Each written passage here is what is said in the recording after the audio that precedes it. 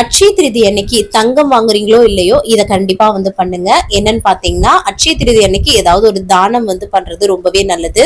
தானத்தில் சிறந்த தானம் அன்னதானம் சொல்லுவாங்க. சோ உணவே இல்லாம ரொம்ப கஷ்டப்படுறவங்களுக்கு ஒரு 2 பேருக்காவது தேடி போய் சாப்பாடு கொடுங்க.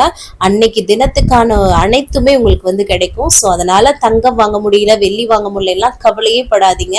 சோ அடுத்த அட்சய திருதிக்கு கண்டிப்பா இதை வந்து ஃபாலோ பண்ணி பாருங்க. நிறைய தடவை யூடியூப் சேனல் நான் வந்து அப்லோட் பண்ணிருக்கேன். புதுசா பாக்குறீங்கன்னா அடுத்த அட்சய திதி கண்டிப்பா ஃபாலோ பண்ணுங்க. நான் இன்னைக்கு சிம்பிளா சேமியா பாயசம் வந்து பண்ணி சாமிக்கு வச்சு அப்புறம் பழங்கள்லாம் வச்சு சாமி கும்பிடலாம் அப்படின்னு சொல்லிட்டு அந்த மாதிரி தான் வந்து கும்பிட்டேன். எப்பவுமே நான் வந்து பாத்தீங்கன்னா வருஷம் இந்த மாதிரி ஒரு 10-15 பேருக்கு வீட்லயே சமைச்சு பாக்ஸ்ல பேக் பண்ணி கொண்டு போய் கொடுத்துட்டு வருவேன். ஸோ இந்த தடவை வந்து பாத்தீங்கன்னா பண்ண முடியல. இருந்தாலும் இந்த பாயசத்தை பக்கத்துல இருக்கவங்களுக்கு கொடுத்துட்டு அதுக்கப்புறமா வந்து பாத்தீங்கன்னா கொஞ்சம் வந்து சாப்பாடு வந்து வாங்கி கொடுத்துட்டோம். ஸோ இன்னைக்கு டே இந்த மாதிரி தாங்க எனக்கு வந்து போச்சு. ரொம்ப சந்தோஷமா இருந்தது. தேங்க்ஸ் ஃபார் வாட்சிங். பாய்.